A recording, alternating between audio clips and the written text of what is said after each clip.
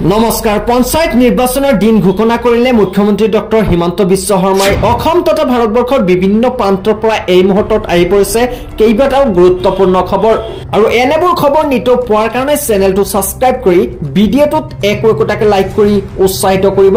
আগবাঢ়িছো আজি ৰাতিপুৱাৰ প্ৰথমটো খবৰে অতিকে ভাল খবৰ। আজি ঘোষণা হ'ব পাৰে পঞ্চায়ত নিৰ্বাচনৰ দিন। কেতিয়া হ'ব পঞ্চায়ত নিৰ্বাচন লৈ মুখ্যমন্ত্ৰী ডক্টৰ হিমন্ত বিশ্ব শৰ্মাৰ গুৰুত্বপূৰ্ণ ঘোষণা।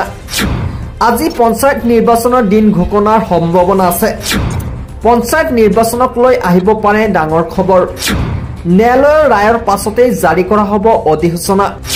আজি চূড়ান্ত ৰায় আহিব পাৰে ন্যায়ালয়ৰ পৰা। উচ্চ ন্যায়ালয়ত লিখা আবেদন কৰা গাঁৱত নহ'ব পাৰে পঞ্চায়ত নিৰ্বাচন। এই লৈ ন্যায়ালয়ৰ এক বৃহৎ ঘোষণা।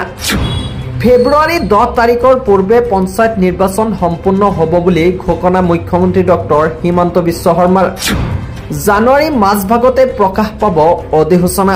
আন এটা গুৰুত্বপূৰ্ণ খবৰ, ইছলাম লোকৰ বাবে ভাল খবৰ। এতিয়াৰ পৰা যিকোনো মুছলমান যুৱকে প্ৰেম কৰিব পাৰিব অন্য ধৰ্মৰ লগত।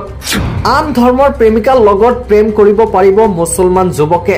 অন্য ধৰ্মৰ লগত প্ৰেম কৰিব মুছলমান যুৱকে। কোনো ধৰণৰ বাধা বিঘিনি নহ'ব।